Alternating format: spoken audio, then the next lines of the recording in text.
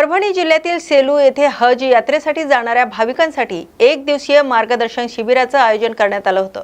शहरातील माशाअल्लाह हॉल येथे पार पडलेल्या या शिबिरात 2026च्या हज यात्रेसाठी निघालेल्या भाविकांना सविस्तर माहिती देण्यात आली। यावेळी मौलाना सादेक साहब नदवी यांनी हज यात्रेची तयारी, हज आणि उमराहाची परिपूर्ण पद्धत तसेच हजरी ये मदीना या विषयावर मार्गदर्शन केले।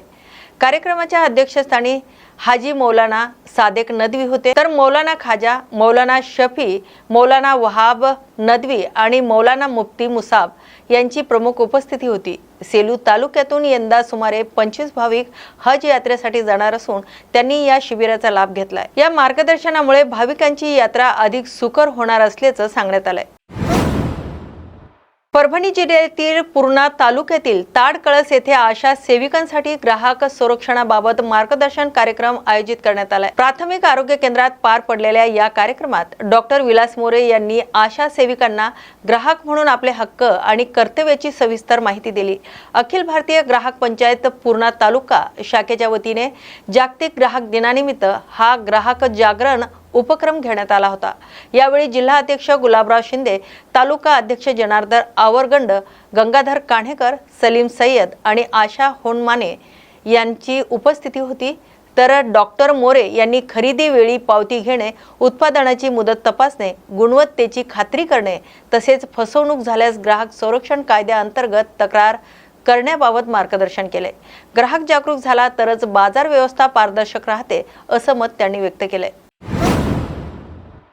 छत्रपती संभाजीनगर शहरात इराणच्या समर्थनार्थ आज मोठ्या उत्साहात बाईक रॅली काढण्यात आली आहे। इराण अमेरिका संघर्ष संपल्याच्या पार्श्वभूमीवर नागरिकांनी आनंद व्यक्त करत घोषणाबाजी आणि फटाक्याच्या आतिषबाजीत जल्लोष केलाय। ही रॅली बुढी लाईन परिसरातून सुरू होऊन नेहरू भवन, किल्ले अर्क, सिटी चौक आणि जुना बाजार मार्गे पार पडली। यावेळी सहभागी तरुणांनी हातात फलक घेत इराणच्या समर्थनार्थ घोषणा देत आनंद व्यक्त केलाय। या रॅलीत मोठ्या संख्येने तरुणांचा सहभाग दिसून आलाय। किमान एक गाव 2-2, 3-3 हजार लोक वस्तीचं जरी असलं, आज एक अशा ताई या ठिकाणी असेल तर ती 2000 किमान अंदाजे 2000 लोकसंख्येबरोबरची अशा ताई आहे। एवढं मोठं याचं व्यापकता आम्ही त्या दृष्टीनं तुमच्याकडे आम्ही पाहतो। कारण हा जो विषय हा राजकीय नाही, इथं कुणाला निवडणुकीला उभं राहायचं नाही, इथं कुणाला सदस्य नोंदणी वाढवायची नाही। तुम्ही जागे व्हा आणि इतरांना जागं करा, हाच एक मुद्दा आहे।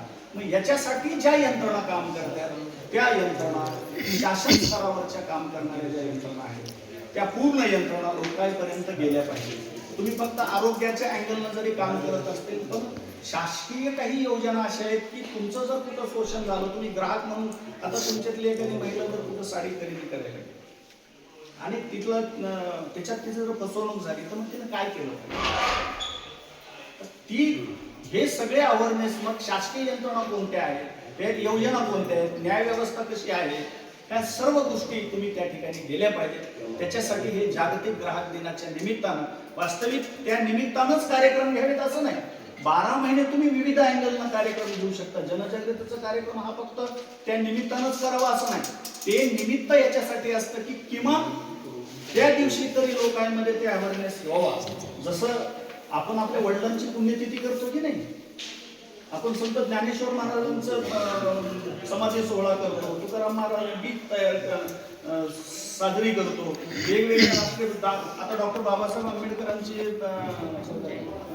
14 तारखेला जयंती आहे। त्या सर्व लोकांची आपण जयंती का साजरे करतो बरं?